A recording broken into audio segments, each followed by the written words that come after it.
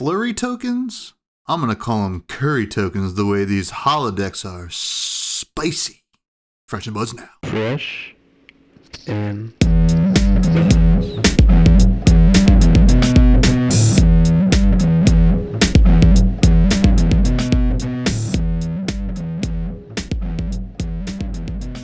All right, folks, welcome back to yet another episode of Fresh and Buds. I'm your host, Tommy Fresh, and you are all my buds, and joined once again, and as always, it is Elly Bird. Welcome back. We got a great show. How you doing? Good. I'm great today. I was really stoked with last week. I felt like the first week was a little bit of here's our new format, here's Elly, but I felt like last week I felt like we had a good episode. I felt like we talked about some interesting stuff. I also felt like the engagements and discussion from people were mostly pretty constructive, pretty civil, pretty reasonable, even when people largely disagreed with what we had to say. And I was super stoked. I was like, this is great. I love when people can talk about stuff, make their opinions and voices heard, and we can just be friends. We can be people. We can be buds. How about that? We can be buds. It was really good to see the feedback on the pod too. But it was a great discussion. Obviously, we're flown, off the rip like excellently. But yeah, it was really interesting because you never know. It's hey, we're gonna just talk about it was a little bit in the now, with the Mastery Pack Assassin stuff, but we kind of talked about LSS in general. It wasn't a hot topic. It wasn't fresh goss or anything like that. And to see people kind of want to tune into that, it was really cool. And, we're going to keep the ball rolling this week and get into something that maybe we're not so happy about. Yeah. And maybe, it's now we're putting on our evil faces. We were good people last week and now we're evil. But before we do that, obviously, if you're watching or listening to this, you already know the title of this episode is about Oscilio, but we'll be getting to that. First, how's your week been in life and fab, etc.? Good, chilling. In fab, I feel I guess I've mostly been taking it pretty easy. It was skirmishes this last weekend, and I have made clear that I am not the biggest fan of Silver Age in the world, but I did go to one of them because the store is 5 minutes from our place and they needed a couple to fire. I feel we have this weird thing here where I appreciate that Sage is really, really popular in some parts of the world, and also I think a pretty necessary new player on ramp, but our Sage attendance here is just so stinky. It's you can't pay people to play Silver Age in Vancouver. It's both of our skirmishes almost didn't fire. They had to be hey, can you come up so we can fire this event? It's our CC armories are 20 some odd people. Our Sage armories don't fire. It's weird. I feel it's weird. I feel like most places with a passionate fab community, people are pretty down to be I'm not crazy about this format, but I'll go play it. But it's you couldn't pay people. It's the real card game players would complain about a $20 bill folded incorrectly in the pack. That's Silver Age here. You can't get people to play Silver Age here. I mean, literally $20 ticket to the world tour.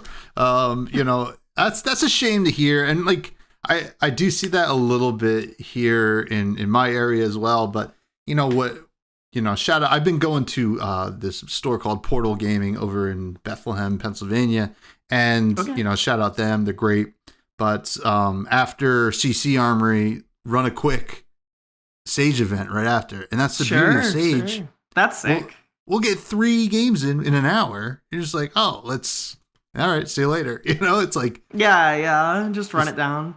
Yeah, it's the beauty of that format, which I like that. And I do think there's interesting decisions in that format. Although, I also like the politics of it, especially with the voting coming out. It's a little fun, to see and what people care about and how dare they do this. Influencing the Bud voter base to you. I have no strong feelings. I will be influencing, I don't know. I guess Oscilio. I mean, we'll talk about it. Sure. But Wizard in general. But I had a good week as well. I had to buy a ladder today. Okay. Because I'm putting up gutter guards in my house, and ladders, I don't know if you know this, folks, but they're really expensive. I'm like, really? What could it be? Like, I would think you could $100? get a cheap ladder.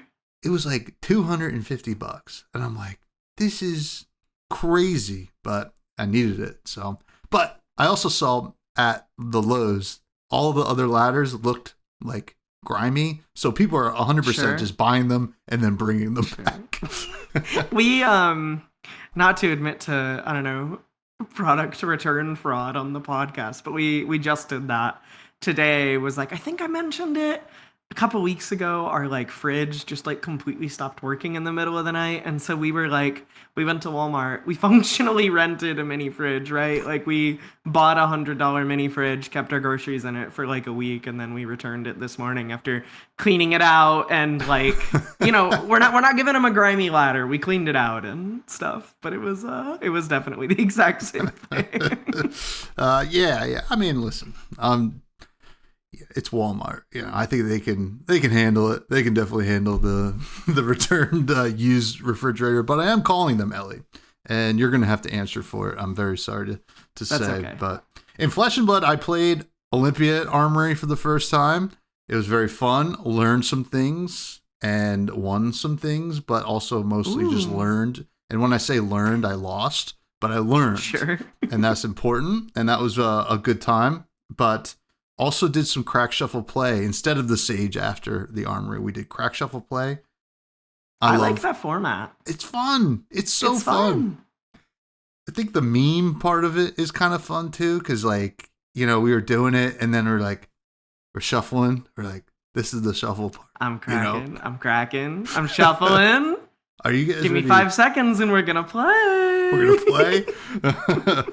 But no, it's a good time. But getting to our fresh fave of the week, I'm kind of liking just picking maybe 1 or 2 cards, but like something that, especially now we're in spoiler season, I'm thinking about certain spoilers a lot and how much I love them, and they're becoming my fave. And I have to say, Ingest the Unknown, which I believe was Ethan's spoiler card. Yes, Ethan's spoiler, the Brute, Shadow Brute M of the set. Are you thinking about the Hydra?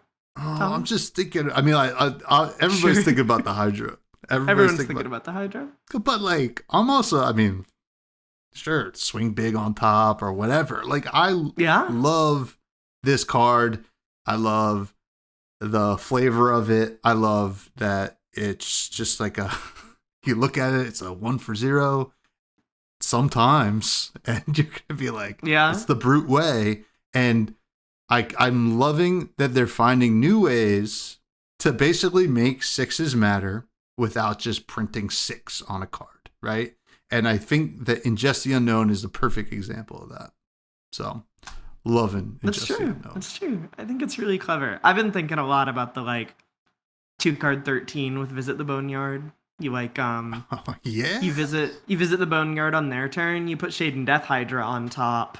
And Visit the Boneyard makes a Vigor after you put the thing on top. So then you just use the Vigor to play Ingest the Unknown, banish the Hydra, come in for 13.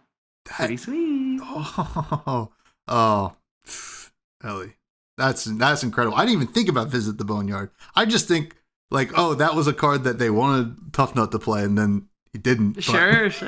I was like, I saw that card and I was like, what is every legal way in Levia? I think I searched like on Fabry, like legal : Levia, quote, on top, quote, and just like thumb through. I was like, Memorial, that doesn't work. It like caps out at 2 cost. But Visit the Boneyard's pretty sweet. Yeah, I was looking at everything, and then I was like, ooh.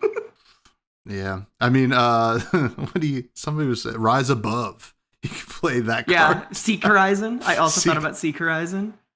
The amount of times I've thought about Seek Horizon in like Riptide with like Codex of Inertia is unhealthy. Sandscour Greatbow. Yeah, it's Take the bait. Yeah, it's very cool. Do you have any fresh faves this week? Yeah, I feel like I try to approach the fresh phase with like a theme. My theme this week was say something nice about a limited set you didn't like. So I was thinking about Uprising. I feel like if you were playing back then, I think everybody kind of got sick of Uprising after a certain point. But I was like, what did I like about that set? And I feel like there are so many like commons and rares in that set that have been like completely lost to time. Engulfing Flame Wave. I love that card. That card's sweet. It's like I feel like there was this very real thrust in that set to give Draconic Ninja on hits, despite Ninja not really having very many on hits at this point in time.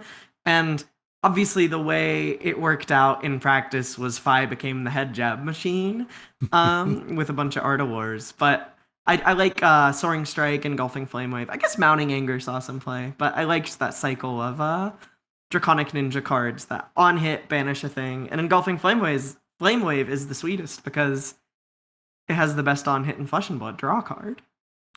Drawing a card is very good. I've heard this said good. before in card games, but yeah, I liked Uprising, but like you got to think about that set, like why a lot of people have that kind of negative attitude towards it. I think we were so much of it. We played so much of it, and like we wanted to play a lot of it because if I'm not mistaken, it was right after Everfest. It was 2 PTs in a row, I believe. Yeah. Oh, really? 2 PTs? Yeah. It was I think it was the limited format for. It was either the limited format for 2 PTs in a row or one Pro Tour, but there wasn't a draftable for a really long time, right? Because it was like Everfest, then Uprising. We draft that for a long time, and then it was Dynasty, which also wasn't draftable. So we kept drafting Uprising for a while. I want to say it was like, I think it was like draft set for PT and a Worlds, and people got pretty sick of that. Yeah.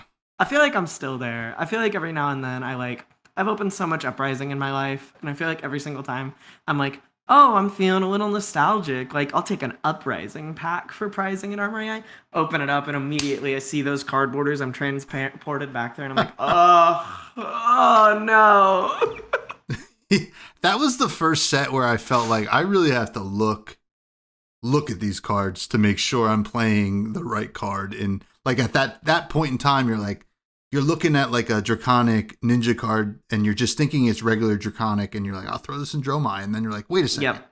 It's a head jab. I can't do that, So, oh man. Like stands out in my memory as having a lot of clerical errors in the flavor text. There's like a lot of typos in that set. Really? Oh, yeah. It was my first draftable Flesh and Blood set. So I spent a lot of time staring at those cards and, I would just start reading the flavor text between picks when someone was taking too long. And I noticed, I remember, my first impression of Flesh and Blood, because my first armory I ever went to was limited, was Uprising Draft. And I was like, man, this game is so sick, but, they need an editor. Oh, man. I mean, I guess, oh, God, it's been so long now. I may have known there were some errors there, but that's hilarious because... I also think that's awesome that you were just reading flavor text in between picks because what else am I gonna do? I'm so ADD that I have to put my cards down and just look up at the ceiling because I'm just I flick them the whole time. You didn't make your pick already. I know what my pick is as soon as I look at the cards. It's probably why I'm not a good drafter, but sure, it is what it is. Now I feel like it's 10 seconds to make the pick, 10 seconds to remember the rest of the pack, 30 seconds to notice the extra comma in Blaze Headlong. Yeah. Yes. Extra comma in Blaze Headlong. Extra comma in the flavor text on Blaze Headlong.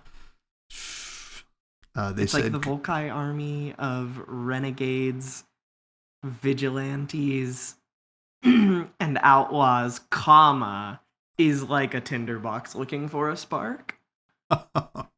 Interesting. All right. Well, I'll be looking. I wonder, did they fix that in the Sage deck, you think? Because I have a Sage. I don't think it has flavor text. Let me look this up. I don't think it has flavor text on any printing other than the Uprising print. Interesting.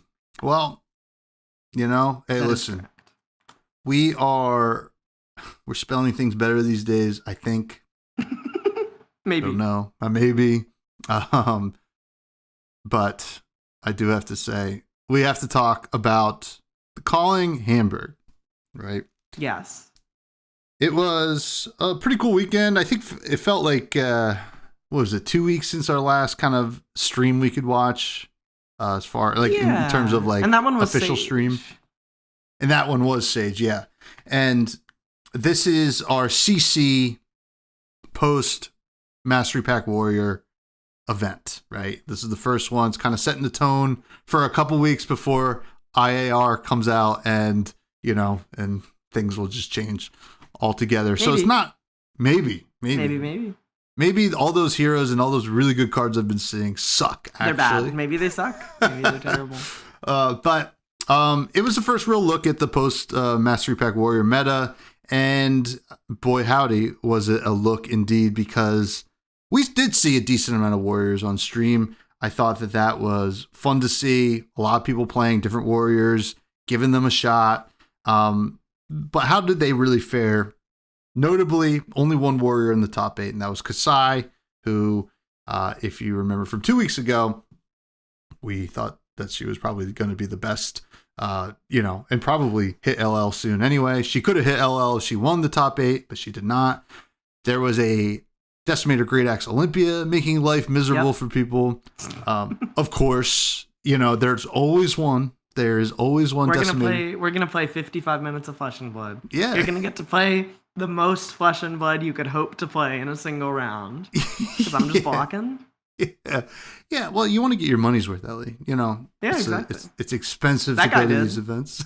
Yeah, that guy did for sure. Yeah. Oh yeah. And the casters got their money's worth of casting in in those stream games as well. And then we saw some Hala at the top tables as well, which I, not unexpected. Unfortunate to see Hala not really convert to the top 8, but it would have been kind of cool. I think there's a pretty sweet deck there. The 6 Sirens of Safe Harbor Fiddler's Green Hala. I know that people call everything that blocks more than 2 cards a turn slop nowadays, but I think that deck's pretty sweet. The slop is getting thrown around a lot these days, Ellie. I don't too much slop. Yeah. It's slop. This is podcast slop right now. Like I'm sure somebody's saying that. But that was how the Warriors fared overall. Just from a big picture outlook there, not terrible. I think that there's a lot of hope for Warriors. I think Master Pack Warrior did its thing. Totally. They're not totally busted or anything like that. Decimator Great Axe is probably saved for an episode later at some point to just talk about that card and what it means. But what was your take on the Warriors over the weekend? I feel like this is so cynical, but I feel like if you look at the representation in the room, right? I actually think Warriors converted reasonably well. I think Hala did have Hala converted to day 2 quite well from what I understand, but she didn't convert into top 8 at all, despite being the 5th most repped deck in the room. So definitely a bit of a disappointment there. I think that there actually just wasn't much Olympia there. Mm-hmm. I'm curious if people have maybe not settled on a Golden Grail deck they really like yet, or maybe it's just the fact that you kind of stone cold can't beat Gravy Bones. Really, really tough to enter a tournament with a deck that can't beat Gravy Bones right now. Mm-hmm. But I also just think Oscilio's busted, man. And people are going to keep playing Oscilio until that deck is not busted or it LLs. And that sounds that is not a call to action. That is not a we need to light this guy on fire and burn him at the stake. I just think that deck's crazy. And I think we'll get into the 2 different game plans thing. But yes. I think it's really hard to want to play anything else at a big tournament right now because unless I don't know, you're paying your younger sibling in footlong sandwiches to scout the room for you before every round, it's not if you board wrong against Oscilio, you are 5% worse. If you board wrong into Oscilio, most decks just lose. Like, Yeah, the game is yeah. kind of just over. If you don't present AB into the spell Oscilio, you're dead. And if you present AB no armor, no, like, amulets or whatever's into the Gone in a Flash deck, you're dead.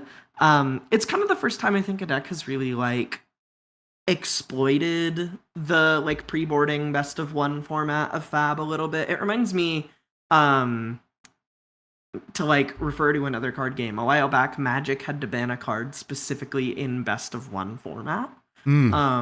Called Nexus of Fate, because it was like, it was an extra turns card that shuffled itself back into the deck, and it was super beatable with sideboard cards in your deck. Like, the deck was not an issue if you could sideboard knowing what the deck was, but if you couldn't, the deck was really oppressive. And I think that's a little bit of, like, what's in action with Oscilio. It's just like, man, like, Olympia's good, Oscilio's good, or Olympia's good, Hala's good, Kasai's good, like, these decks are good, but why would I want to play these decks at a tournament when, like, Oscilio in a vacuum has an incredible matchup spread, and there's like a 50% chance that my opponent loses the game before it starts, right? Yeah, yeah. I think it's tough. It's very tough. I mean, I always thought that it was cool that you could, in Flesh and Blood, be a different version of a deck. Like, that was like the first thing I ever experienced in this game was Katsu, right? Like, were they, or in terms of this, was like, were they the aggressive Katsu or were they turtle Katsu? This is years ago. Now it's like you only have one option for Katsu, but you're playing Bonds of Ancestry, buddy. Yeah, and it's not good. No, it's fine. I think that it's like weird because Oscilio is so good at this, like you said, that like in order to choose something to go into it, you have to be, it feels like you have to be way more proactive and just deal more damage. And there's not a lot of decks that can do that. And, talking about a deck that can deal a ton of damage and be super proactive is Dash.io, who won the tournament, got a nice little 75 points on the leaderboard and is now 50 points away from LL. So it was really cool to see that. It's like, oh, is this just how we have to approach Oscilio for the next couple months? But then it becomes this weird thing. It's like, all right, well, then are we just blocking a lot and trying to fatigue Dios, this, that, and the other thing? I mean, like, it does create an interesting dynamic in the meta, but that doesn't matter because once PQ season happens, and obviously we'll have a whole new slew of heroes in the game from IAR, but Dash.io, Kasai, Marionette are all very close, and technically the Draconic Ninjas are very close to LLing too. I don't know if they will LL, but... Well, I mean, if Oscilio remains, about 20% of the field like he was, like, you're going to want to play Syndra. Yeah, you're going to want to play Fi. Those decks are good into Oscilio. Yeah, that is very true, and they have this like at least Fi has this like really cool combo game plan for maybe the fatigue decks out there if they kind of pop back up. So what does it all mean for Oscilio, you think, going forward into that PQ season where they perhaps leave? I think that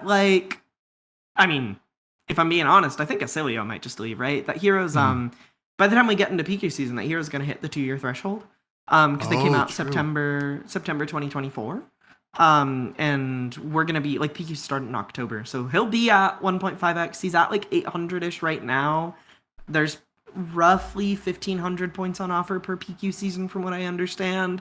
So I wouldn't be super duper shocked to see Oscilio just LL this season. That deck is really good right now. I think, like, the scouting factor aside, I think like both plans of the deck are just good into like most things in the game right now.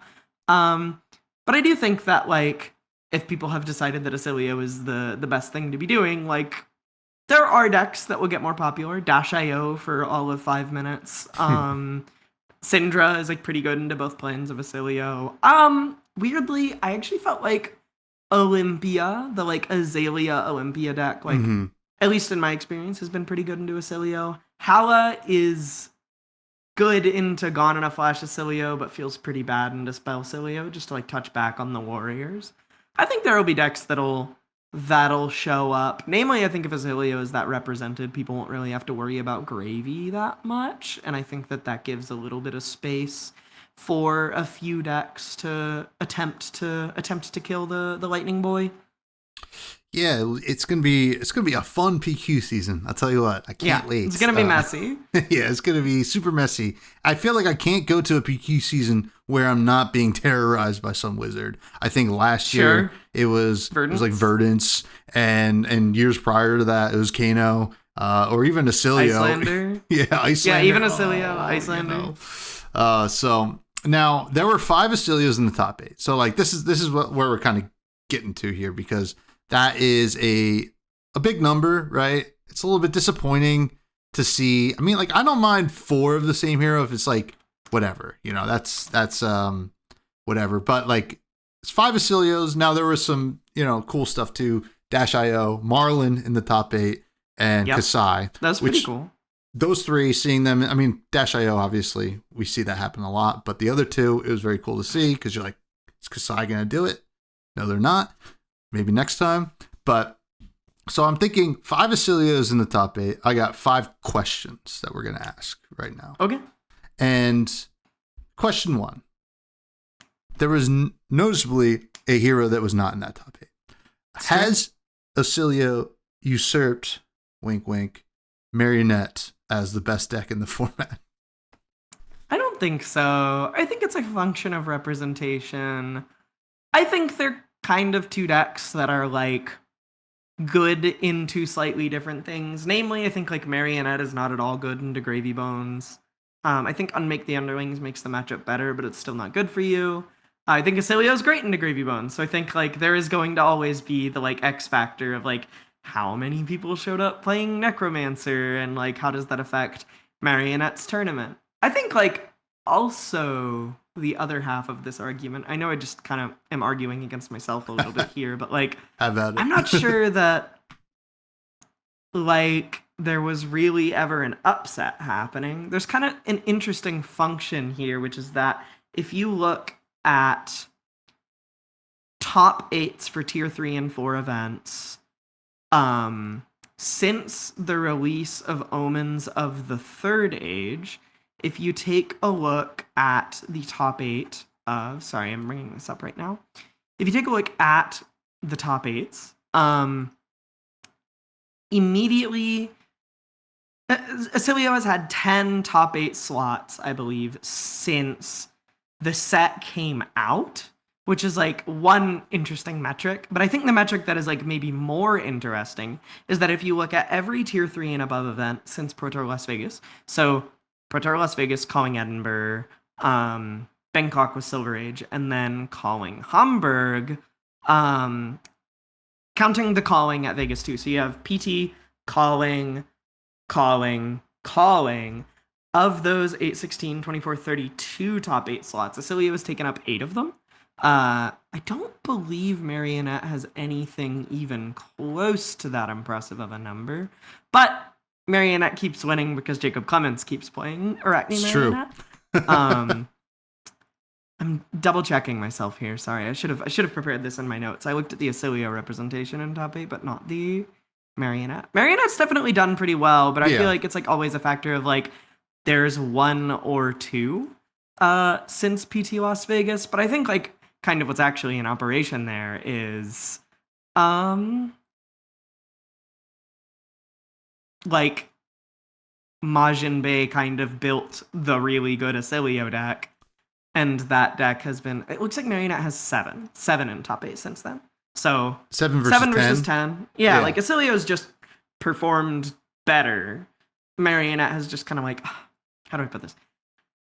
I think that top 8ing is like more indicative of what a metagame looks like to me. Sure. Than like winning the games in top 8. I think that like once you get into top 8, it gets like pretty crunchy. Like those people are going to be incredible. Like I actually think like variance gets a little bit higher in those top 8 games. Not just discount the skill of the pilots. Like obviously they had to be incredible to get there. But I think like the thing that is more indicative to me of what the metagame looks like is the shape of the top 8 more so than like who actually wins the event, right? Because if we're taking huge stock in who wins the event, we would be saying Dio is the problem right now, not Oscilio, right? Yeah, true.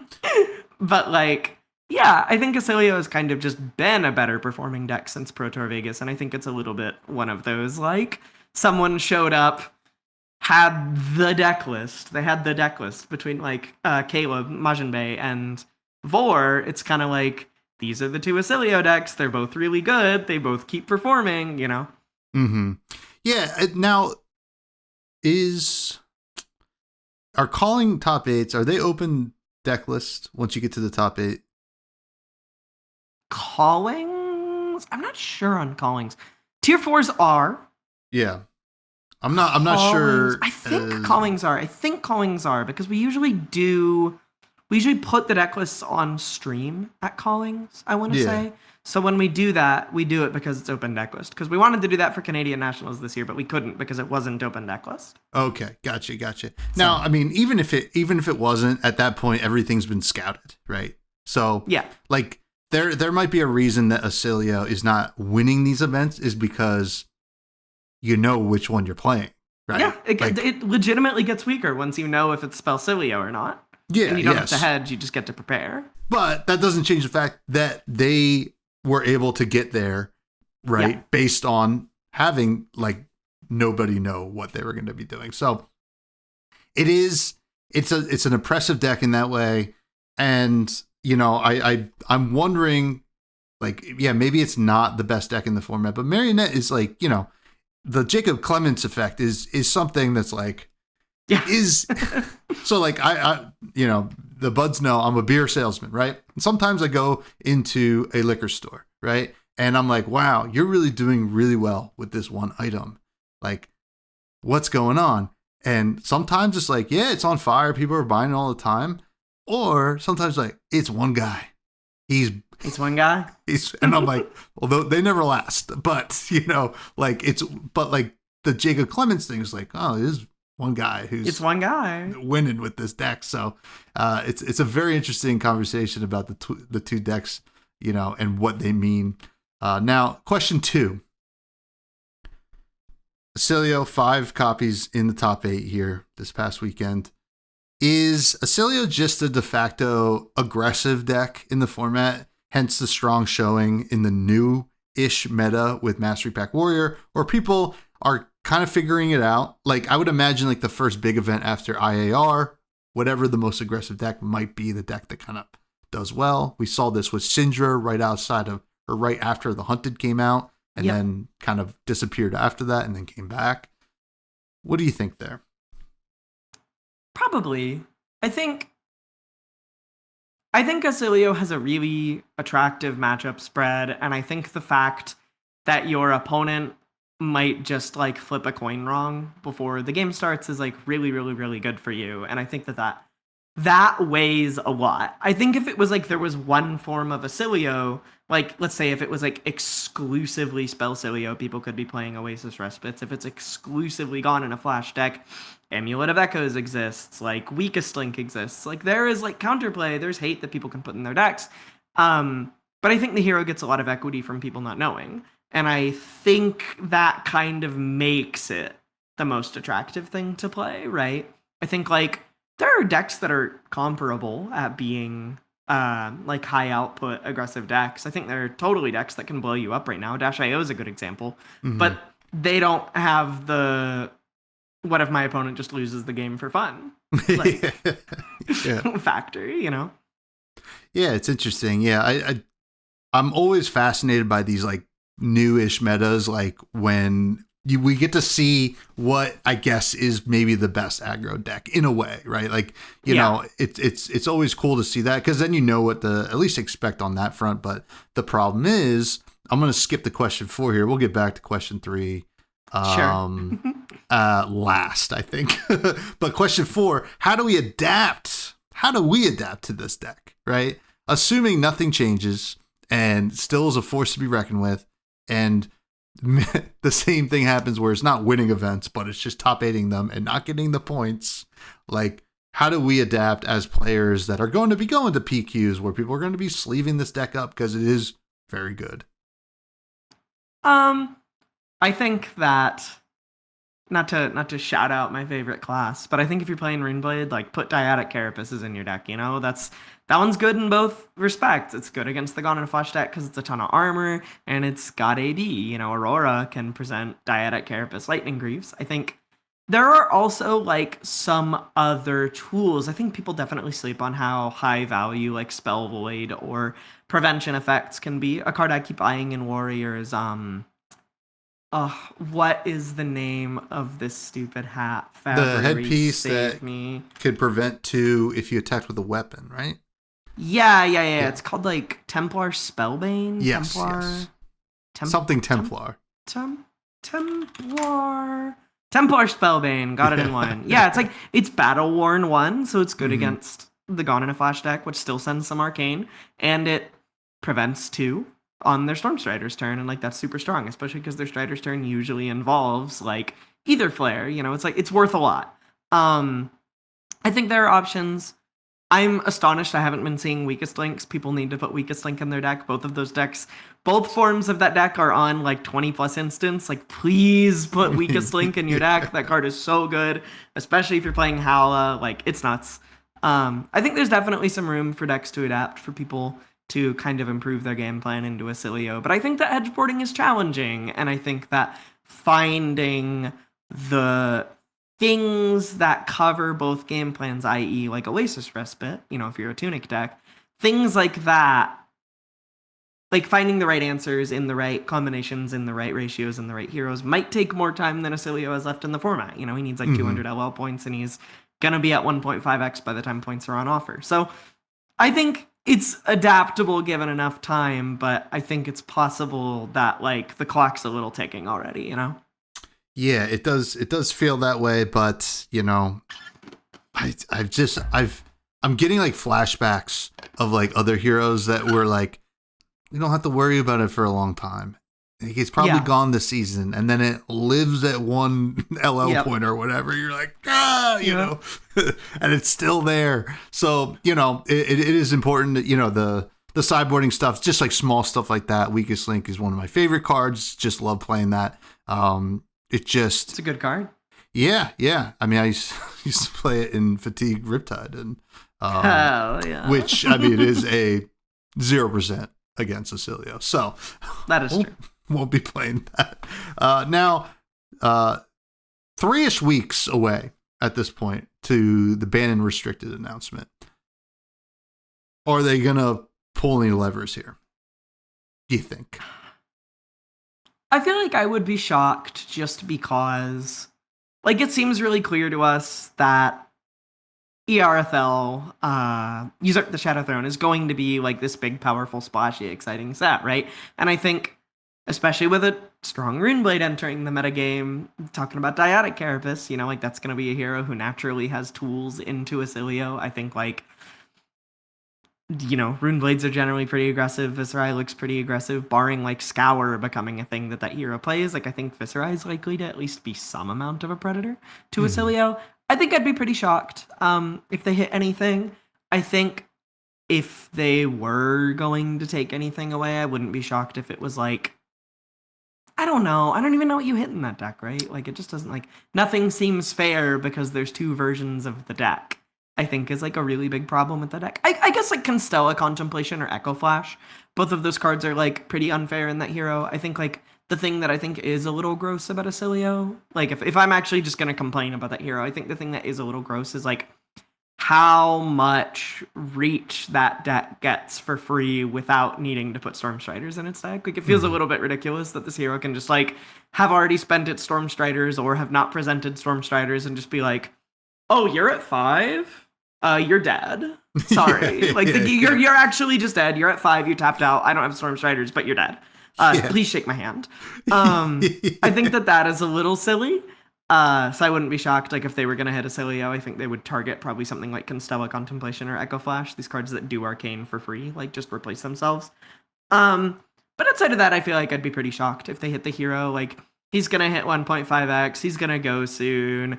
ERFL probably introduces a deck or 2 that are reasonable into him. Like, Levia might just run him down on the street, right? Yeah, like, if we're talking about the 6s deck, put some fucking Weakest Links in your deck. Yeah. I don't know.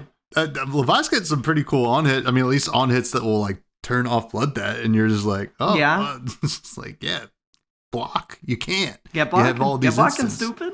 It is funny. You just said you would be shocked like 5 times, and we're talking about Oscilio. I mean, that was that was ooh, it felt good. No. But yeah, I think you're right. They're gonna let this play out. I mean, actually, expect the unexpected with LSS. You know, that's true. Yeah. Sometimes I think if LSS has any one goal, it's to subvert expectations. Yes. Yep. Like above all else. Yeah. So it'd be interesting. Like I would welcome it probably. You know, what's kind of funny is like when I think about it, I'm like, oh, they could like definitely make it like one deck by just getting rid of Gone in a Flash and destroying every other Lightning hero's like hopes and dreams. But yeah, that's just so. I feel like the problem with killing Gone in a Flash is that like Omens was very clearly designed around like Gone in a Flash is like 70% of this talent's power budget. So I feel like if you now commit to banning Gone in a Flash, you've just taken the entire talent out of the game, which some people would be happy with. Yeah. They could suspend it. Like, do they suspend cards anymore? I don't No. I think it was.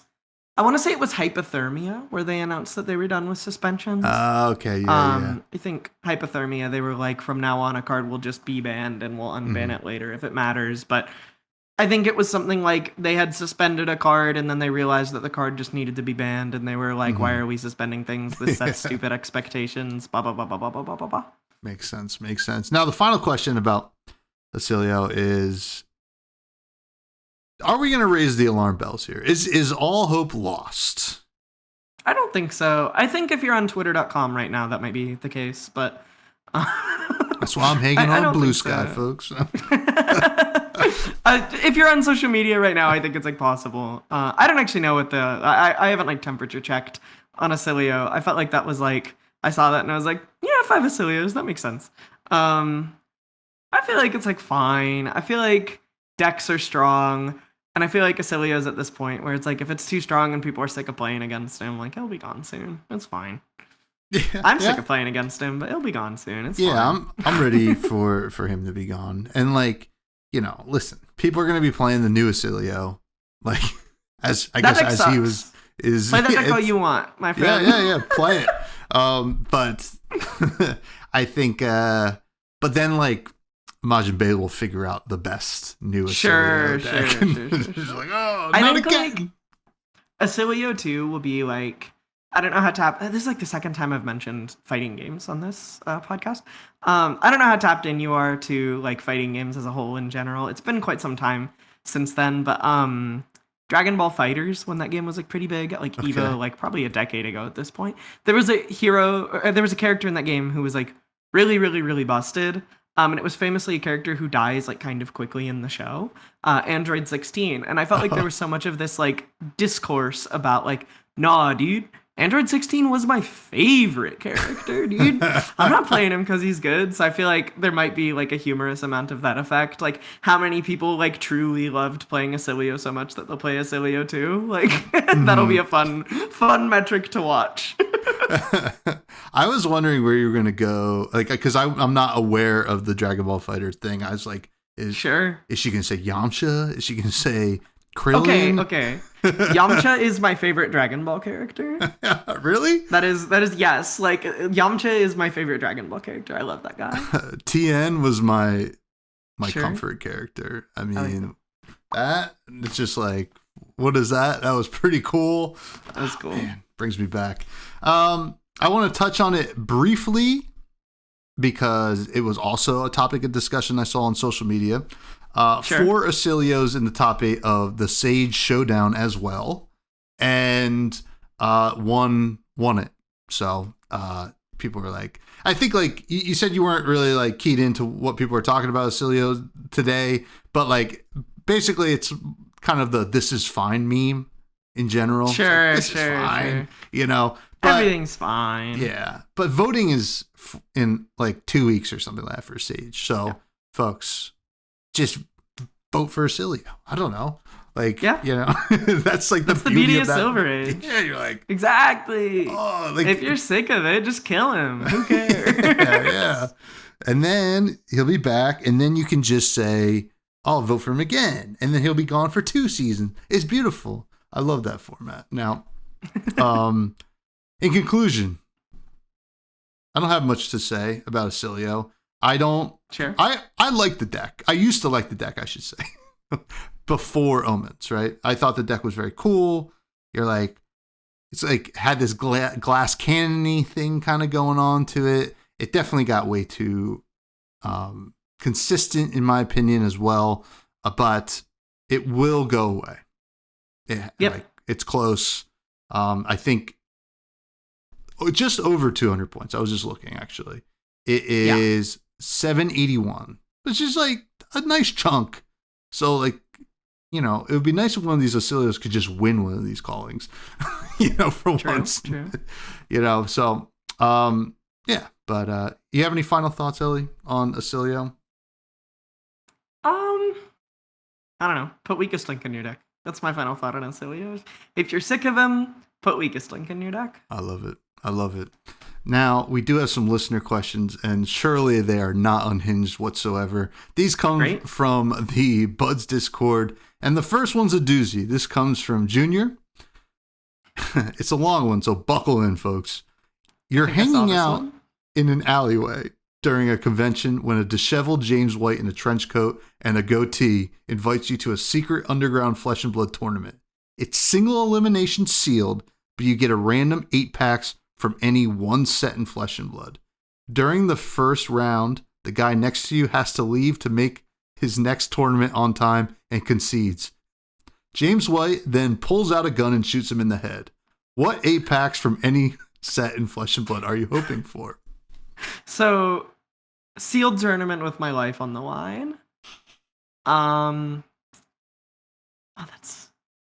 That's challenging. Uprising. Uprising for sure. There's AB, so I'm insulated from like random shenanigans. Oh, true. Basically, any of the decks I can end up with are pretty strong there. You can open legendaries. Right? Legendaries were legal in that limited format. So like if I just like rip Tiger Stripe Shuka, like I'm alive. Like I'm out of there. We're chilling, right? Yeah. Like I think it's Uprising. You could be Icelander with Coronet Peak. It's so good. I'm taking Super Slam. Okay. And just because I want to play Tough Nut. You're dying? No, I want to do a billion damage with Lyeth. Like, come on. Sure. Yeah.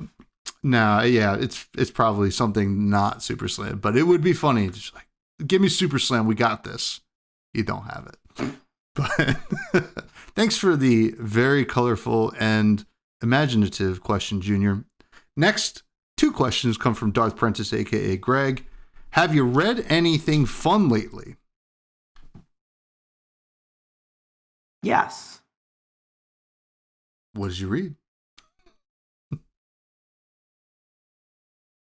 The last question? No. Yes, moves on. I have been reading. It's not very like it's a good book. I don't know if it's fun. I've been reading Moonglow by my favorite author, Michael Chabon. It is like a semi-fictionalized memoir from like a man on his deathbed, told like from the perspective of his grandson, who is kind of like the like narrative device is like these stories are told in like the first person or the second person, like he, or I guess like third person, right? Either the first or third person. And they're like things from this old man's life, but then it also kind of spends a little bit of time on like his relationship with his grandson as he is passing away. And it's like about this man who like lived through like a very tumultuous time in history, you know, like he was like a salesman like post World War II, you know, like he lived in like a very challenging period of history. It's very heavy stuff. I've had to like put it down a few times. It, like you really get the like we're reading a book about someone who's dying vibe. Like it's pretty heavy. I've had to put it down a few times, but I think it's a great book. Nice. I'm currently almost done with Danny McBride's new collection of short stories, which feels like a lot of stories that ended up on the cutting floor that were going to be television shows. Sure. If you've ever watched any of Danny McBride's stuff, it's about a lot of very flawed and insecure men. And I think he just writes those characters so well, and it's very funny. So I've been enjoying it. Now, Darth also asks, should fab events have open deck lists? Only armories. Okay. I don't know. I don't really feel like I'm like qualified to answer that question. I just feel like, okay, they did open deck list for Pro Tour London 2025. They did this, right? They were very proud of their new like deck list submission system. Mm-hmm. The next day, they had like, it was something like, we have all of the deck lists up on the website by Sunday. And I don't really know if we ever know the specifics of why they ditched it, but presumably I suspect it was probably like a big data thing. I think they don't really like the big data approach because from what I also understand, like Fablazing was like asked to not host limited information, right? I don't know if you remember that, but Fablazing used to host like a bunch of like aggregated information from like Talishar drafts. And they were asked to like not host that. So I suspect it was some amount of a like, we did this and then we realized we kind of let the genie out of the bottle and like a big data approach that we don't really want affecting the ecosystem of our game. So I kind of suspect we'll never get like truly fully 100% open decklist events. But maybe that's not true. Maybe there will be like a shift as a result of Oscilio having really polarized outcomes based on sideboarding. It's hard to say. You know, as the data thing, as a former big time Magic drafter, I always love drafting Magic, listen to limited resources like religiously, right?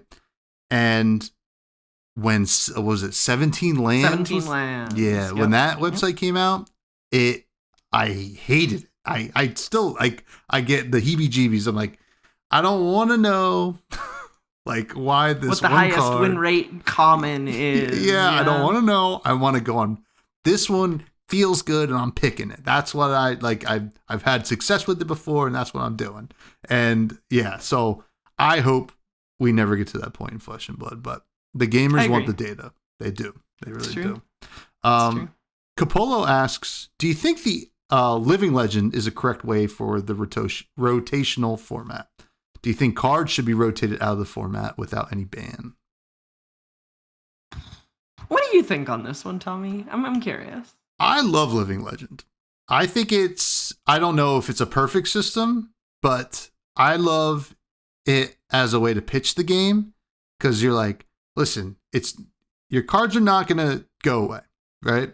They're not. Yeah. The hero might. If the hero's too good, it's going to go away. Or if it's been good for a long time, it will go away, right? But they will eventually give you a new version of that hero. There will be other things that are very similar. I think it's a great way to pitch the game. I've always felt that way. Is it a perfect system? Probably not. But yeah. I don't know. It's like, as a content creator, I love it because you're like, oh, like, you know, we could lose these heroes next week. That would be crazy. And then you're like rooting, I'm like looking at Kasai, and I don't necessarily want Kasai to LL, but like that top 8, I'm like, this could be it. Like the legendary run, battle through 5 different Oscilios and a Marlin. Just cut them down like wheat. And yeah, I think it's cool. Yeah, no, I do think it's cool. But yeah, those are my thoughts. I think Living Legend is obviously imperfect. I think like there is this premise, there's this promise with it of like your cards won't go anywhere, but the hero might, you know, take a vacation to the farm upstate.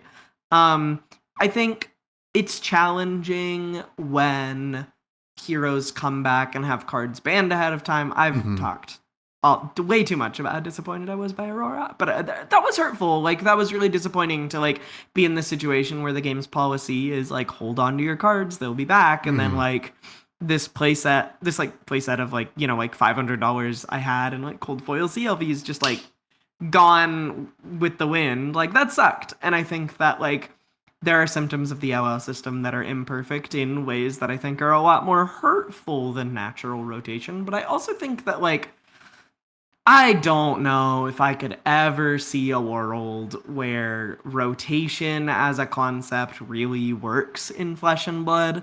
I think that Living Legend as a mechanism is like fine as long as we have a functioning legacy format, and I feel like the issue is that we don't really have a functioning legacy format right now. Um, but I think Living Legend is really effective. I think something I've said a lot about LL is that I think it does something that Fab is like pretty unique about, which is like it creates engagement and stories in a way. Like it just gets people going. People care. You know, they don't like this hero. They're hoping he wins. Like, get him out of here. People care about like underdog stories in a way that like I really have never seen in other card games, because not only do you have like, because of the hero setting, hero design of the game, you have like faces to these playstyles and decks. You know, there is a character that embodies this concept of like, you know, oh, Elly has been bad for so long and now she's crazy and she's actually like the second hero from Arcane Rising, or like she was like not even the last hero from Arcane Rising to LL, despite being like the laughing stock of Flesh and Blood for 3 years or whatever.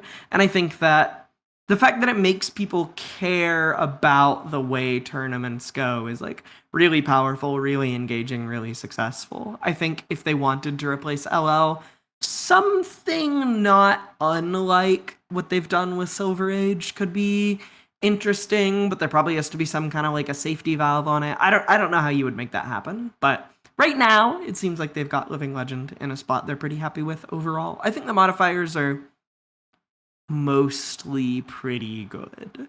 I think the modifiers suck when there's a hero who comes out and wins so many events that they would have hit Living Legend and then is now just in the game for another year. We kind of saw that with Gravy and Syndra immediately after instating the modifiers, and I was definitely feeling pretty like, oh, I don't know about this when that happened. But I think like as time has passed, I think with the modifiers, LO is probably here to stay. Yeah. The one thing I would like to see change, and this is something that kind of I see come up every once in a while, is specifically with like armory decks, right? And like there is a little bit of like, hey, like the Hala armory deck, the counter on Hala's, you know, multiplier started way before Mastery Pack Warrior, when she kind of became a more complete deck. And that kind of sucks, right? Like I understand, obviously, I don't think we have to worry about Hala going anywhere anytime soon. That's true. But like it will come up again, and I'm sure, you know, there will be issues, like because like they clearly like throwing, you know, some new heroes in these armory decks, you know, now, like just not out of the blue, but like, you know, when it makes sense. And I think that if it would be like, hey, the timer counts for this on this set, right? Sure. Like not just when the armory deck comes out, because this is, you know, kind of not introductory product like Sages, but the next step above. It's like not quite like high level. I feel like it's like so challenging to do that, because you are also functionally admitting like this hero isn't ready to be played yet. And I think that is like I think that's been the problem with the expansion slot design. Like, it's not a very effective marketing strategy to say, hey, this guy's not done, but you can play him. He'll just suck. It's like, I don't know. I think we're going to see expansion slots go away. I mean, based on... Yeah. So obviously not this next set, because we've been seeing some, but it'll be interesting. That will be probably Fab 3.0, which we talked about last week. We do have one more question here from Pat Shaw. We miss you, Pat. Hope you're doing well. Oscilio feels like another example of games being lost before the first card is even drawn. We've seen this rear its head several times throughout Flesh and Blood's history, illusionists in anything that isn't hyper aggro, Kano, certain Guardian mashups, and so on. There have been plenty of discussion about temporary solutions to the current Oscilio predicament, but how much of it is it inherent to the fundamental way Flesh and Blood is designed and played? Is it ultimately a problem for the game itself? Whew. That is an interesting question. I feel like there are a couple problems with like the premise of the question, which is that like I don't really think it's quite so black and white with like Illusionist, for example. I Mhm. think like there have been many periods of time in which like decks like Guardian were just pretty reasonable into Illusionist. Like Starvo into Prism was actually just like pretty close. Or like for example, Oldhim versus Dromai was like just pretty close, you know? Like Dromai actually used to be really unfavored in that matchup. She needed the plan, and then once they figured it out, it was like kind of like a back and forth. I think that a lot of it comes down to LSS being careful to not release decks with these really polarized game plans, and if they do, maybe kind of rein it in a little bit. I don't think it's like fundamentally like problematic with how Fab is designed.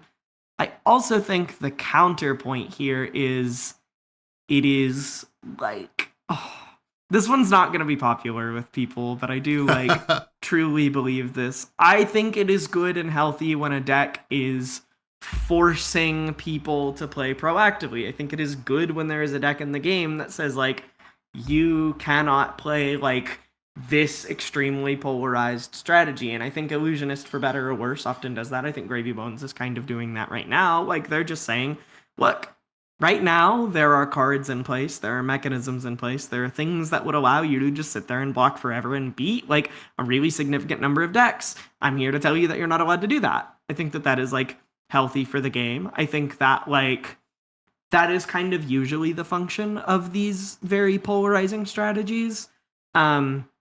Like other stuff you named, like Kano, for example, was also very much a deck that said like, sorry, you can't just sit here and try to fatigue me all day long. Like, I have an answer. I will win.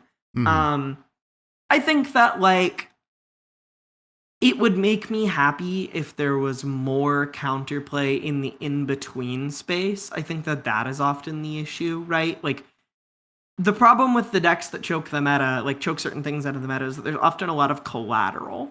Warrior with Enigma is like a good example of this. Warrior is like quite a proactive strategy in a lot of contexts, and it was just like no shot. They even printed Jagged Edge, and it was just like, okay, this card is worse on rate than the defense reaction, the 20 defense reactions my Enigma opponent is already playing. Like this card doesn't do anything.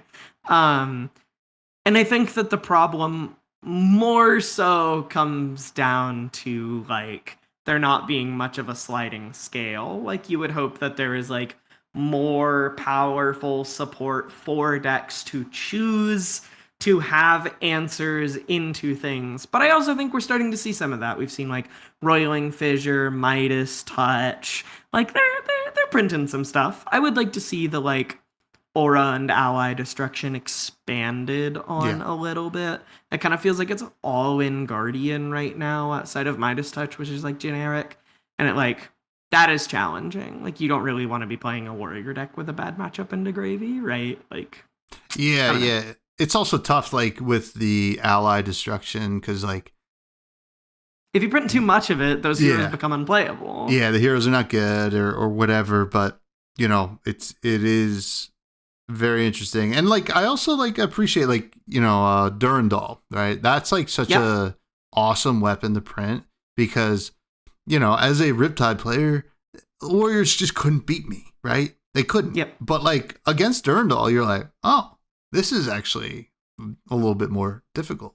So like that is, you know, kind of the thing that I like to see. But yeah, I think that I like that it forces us to be more creative in our deck building, especially with the sideboards. And we talked about with Weakest Link and cards like that.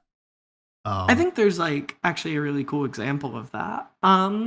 Where like Outed, right? It was like this throwaway like draft chaff common from the Hunted, and then people just kind of realized like, oh, like this is generic head jab. Like this is worth so much into certain decks, and now we're getting like an extended art promo because this throwaway like non-blocking marked mechanic like limited card was just like a creative and pretty good answer to illusionist stuff, right?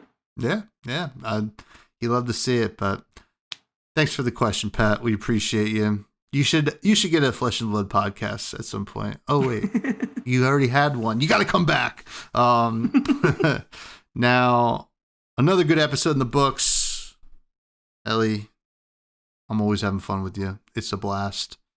It's mutual. Where can people find you? I remember it this time. ellybird.bsky.social. Yes. I love it. Yeah, you can find me on Blue Sky freshbudspod. Like, comment, subscribe, all this stuff. Check out my other podcast, Fresh Juice. And what else? Patreon, Bud's Discord. It's all cool. You got any food you want to talk about, Elly, this week? I've been eating a lot of pineapple. Ooh, pineapple. That's good stuff. It is good stuff. It is. You ever see it under a microscope? Now, this might change your opinion on no way. pineapple. But it's got like... stuff's freaky. You know how like it kind of like stings a little bit? You know when it's acid. Yeah. But like also like it looks like under a microscope there's like pointy stuff. And this could be totally wrong. And I probably saw it on the internet and believed it. That was my mistake. But there's something I want to talk about food-wise. We have a bunch of chili pepper plants. Like there's a really big chili pepper nursery by us that we get some plants every year and we plant them. Got some really cool ones. There's one that's like purple and it like super spicy. And then we had this bird that was attacking our house for a while during nesting season. That was me, sorry. Oh yeah. Oh my God. Like now I trapped you in a podcast. But no, my soul. Yeah. And one of the things the bird was doing was taking out the little inserts that you have in the plants and just bringing them to the nest or whatever. And now we don't know. You don't know what's what. What's what. So one got ripe or was ripe today. So I picked it and I'm like, I don't know what this is. It's either going to be super mild or super spicy. I guess we're going to find out. So we made like, we did tofu tacos. I'm like, I'm putting one of these in the tofu and we will see. Sure. And it was called an AJI kuchacha or something like that. You'll have to fact check me on that, but it's from the habanero species. Looks like a habanero. But it has none of the intense heat, but all of the really tropical flavor. And it was so good. So I want to shout out that pepper. It was awesome. That pepper. Shout out that pepper. But it's like shout out apples. Oh yeah, shout out apples. Shout out food. It's pretty sick. That's why we talk about it every week.